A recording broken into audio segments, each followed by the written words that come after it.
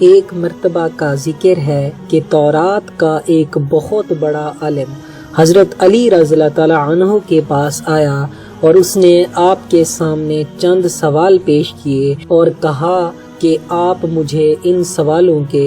فوری طور پر جواب دیں۔ حضرت علی نے اس سے فرمایا کہ تم سوال کرو۔ اس نے کہا آپ یہ بتائیں کہ وہ کون سا مرد ہے جس کی نہ والدہ ہے اور نہ والد، اور یہ بتائیں کہ وہ کون سی عورت ہے جس کی نہ والدہ ہے اور نہ ہی کوئی والد ہے، اور وہ کون سا مرد ہے جس کی والدہ تو ہے مگر والد نہیں ہے، اور وہ پتھر کون سا ہے جس سے ایک جانور کی ولادت ہوئی، اور وہ کون سی عورت ہے جس نے صرف ایک ہی دن میں 3 پہروں میں ایک بچے کو جنم دیا، اور کون سے وہ 2 دوست ہیں جو کبھی بھی آپس میں دشمن نہیں بنیں گے، اور وہ کون سے 2 دشمن ہیں جو کبھی دوست نہیں بنیں گے۔ اس عالم کے سوالات ختم ہوتے ہی حضرت علی نے اس سے فرمایا کہ تمہارے سوالوں کے جوابات یہ ہیں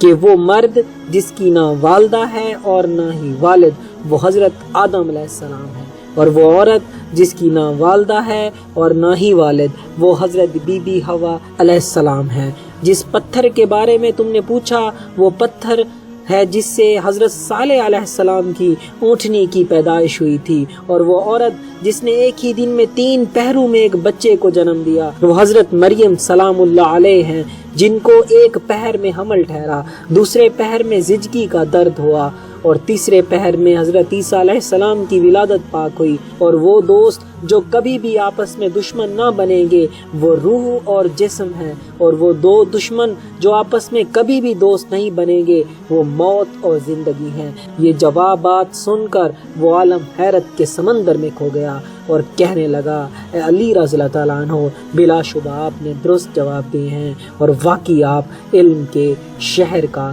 دروازہ ہیں۔ اگر یہ میری ویڈیو اچھی لگے تو میرے چینل کو سبسکرائب کریں، شیئر کریں، کمنٹ کریں، اور سبسکرائب بٹن کے ساتھ بیل آئیکن ہے اسے بھی پریس کریں۔